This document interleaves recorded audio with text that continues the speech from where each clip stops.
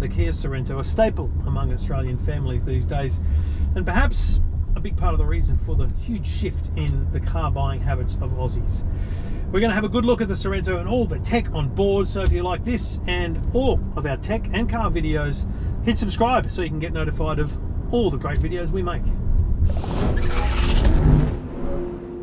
So I'll be honest, as soon as I got in this car, Flipsy had a good few days, has had his review, that's up at EFTM.com. But as soon as I got in, I had to do a video. This is special. This is a whole leap ahead for Kia, and I think that's exactly what they're aiming for here. This is the next generation. This is not just another Sorento. On the outside, a completely new look, a much more modern design, and a little bit less Kia, which to be honest is probably a good thing for them to grow and expand their audience. But on the inside, wow. As someone who bought a brand new Kia Carnival just, I don't know, 6-8 months ago, this is not just next generation, this is a big leap forward.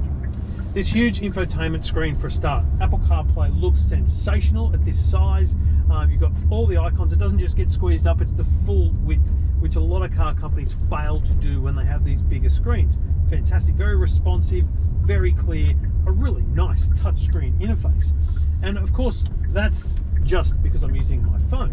If we go to what is the kind of standard setup, the standard infotainment system, it's a really nice modern look. I'm not sure it's going to age well, this kind of neon approach to icons and the like, but it looks good. It's easy to use, digital radio. It's got everything you're going to need in terms of your basic infotainment system, but it's also got sat nav and all those things. So it's a very, very feature-rich infotainment system. But I think for me, the size of it, the crystal clear quality of it, they're the big selling points for this Kia infotainment system. But of course, for me, there's one big thing missing, and I've mentioned this before with other Kia reviews and many other car reviews. Wireless Apple CarPlay. Launching a car today with cables plugged in, it's getting a bit old hat now. It's got wireless charging, but I can't use that when my phone is plugged in to Apple CarPlay. And we know wireless Apple CarPlay exists because the Kia Picanto has it. The smallest and cheapest Kia you can buy has that very technology. So it's a bit of an oversight, but I guess it's a generational thing. They probably just got it ready in time, and this horse had bolted. So I probably wouldn't mind waiting for a model year 22 Sorento that would most likely get that update. But there's a couple of things I want to demonstrate to you outside of these my basic love of this new look dash, the new materials. They've done really good work, you know, just refining this whole look. Two things. One of them, we're going to head to a car park to check out. But the other one is right here on my dashboard, and it is virtual mirrors. Now I've got standard mirrors, very good. But as soon as I put my indicator on, when I'm indicating left, half of the dash becomes a virtual mirror. Now it's a better amount of visibility than I'm getting through the mirror. That's number one. I'm seeing cars faster in there than I am in the mirror because it's kind of a wider angle look. I don't know that it should ever replace your mirror, but I think it's a better position for a virtual mirror than what I found with the Audi e-tron. And I think it's going to be great for people that drive around areas where there's cyclists, because that's the kind of thing that's blind spot wise you're going to pick up with these really cool virtual mirrors. And of course, it works on both sides as well. So when I indicate right, I get that here, and it works all the way around the corners. So it just keeps going while ever your indicator is on. It's a very nice, smart, intuitive virtual mirror, and another sense check of the blind spots. Of course, blind spot monitoring is here. It's going to beep and yell at you when you've got someone in your blind spots and you're indicating. But if I just put it on here, you'll see the truck as we drive past it here. I've got it in there. I haven't even seen it in the mirror. Didn't even come up.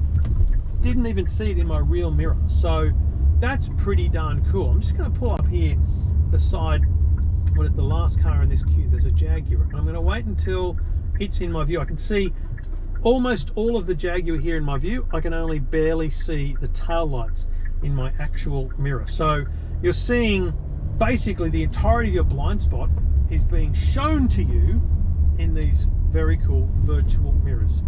I'm not saying it's a rush out and buy feature, but I'm loving the fact that Kia, right, call them the underdog, right, are creating this technology in their cars, and they're putting it in their cars.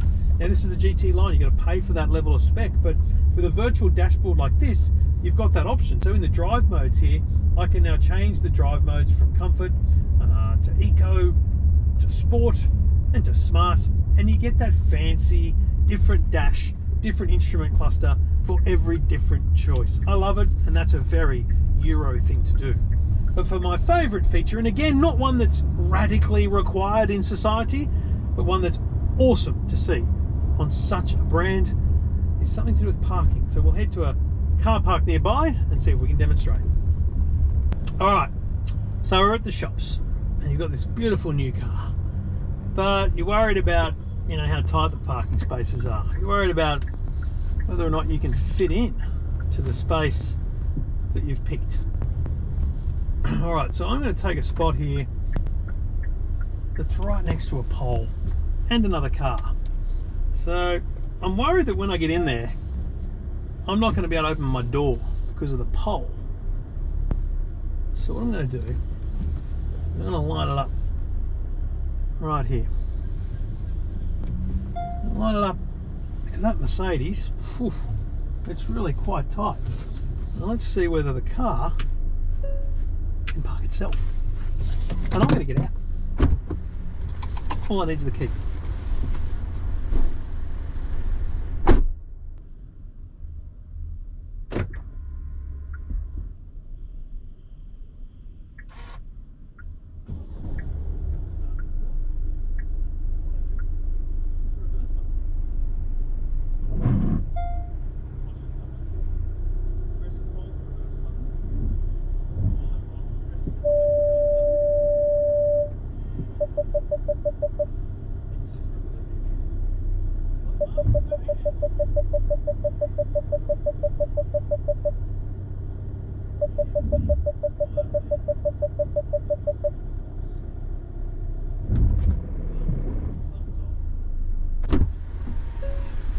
Now I don't know what you saw in here, but that's pretty cool.